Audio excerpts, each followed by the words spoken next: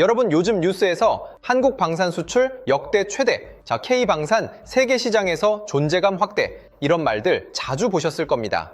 그런데 방산 이야기 들으면 대부분 이렇게 생각하죠. 그거랑 내 월급이랑 무슨 상관이야?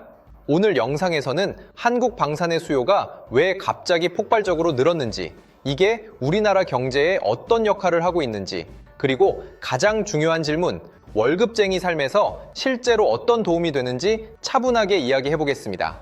한국 방산 수요가 늘어난 이유는 단순히 무기가 좋아서가 아닙니다. 첫 번째 이유는 세계 질서의 변화입니다.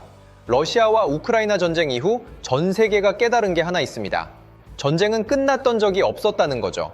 특히 유럽 국가들은 냉전 이후 군비를 줄여왔는데 전쟁이 터지자 무기가 절대적으로 부족한 상태가 됐습니다.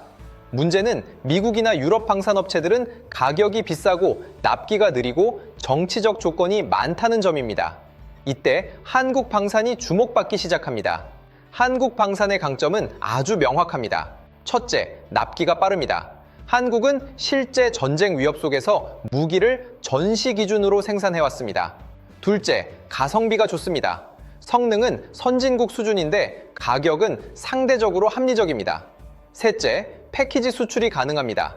무기만 파는 게 아니라 훈련, 정비, 후속 지원까지 묶어서 제공합니다. 넷째, 정치적 부담이 상대적으로 적습니다. 미국처럼 외교 조건이 덜 붙고 유럽보다 의사결정이 빠릅니다. 이 조합이 폴란드, 중동, 동유럽 국가들에게 굉장히 매력적으로 작용한 겁니다. 여기서 중요한 포인트가 하나 있습니다. 방산은 단순 수출 산업이 아닙니다.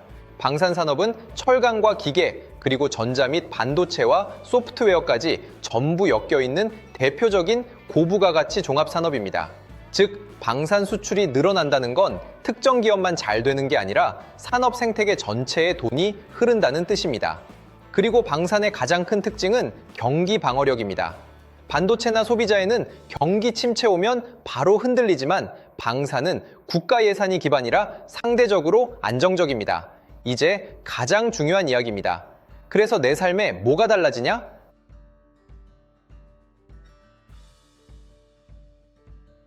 방산 관련 일자리는 평균 연봉이 높고 장기 프로젝트가 많고 경기 변동에 덜 민감합니다.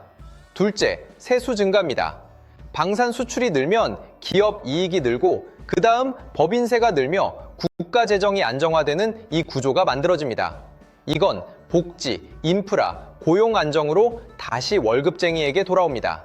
셋째, 국가 리스크 완화입니다. 수출 구조가 다변화되면 특정 산업 침체 때도 국가 전체가 덜 흔들립니다.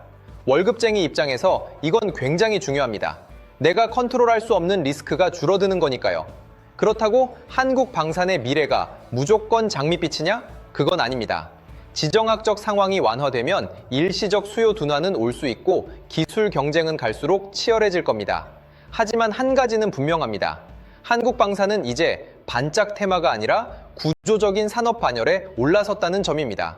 이건 당이 주가가 오르냐 내리냐의 문제가 아니라 국가 산업 포트폴리오가 한 단계 업그레이드 됐다는 의미입니다. 월급쟁이에게 중요한 건 어디가 대박 날까가 아닙니다. 나라가 덜 흔들리는 구조를 갖추고 있는가, 내가 속한 경제 시스템이 버틸 힘이 있는가, 한국 방산의 성장 흐름은 우리 경제가 조금 더 단단해지고 있다는 신호일 수 있습니다. 오늘도 내일도 출근은 해야 하지만 적어도 나라가 어디로 가고 있는지는 알고 버텨야 하니까요. 이게 월급쟁이 생존 경제입니다. 지금까지 월급쟁이 생존 경제였습니다. 오늘도 시청해주셔서 진심으로 감사합니다.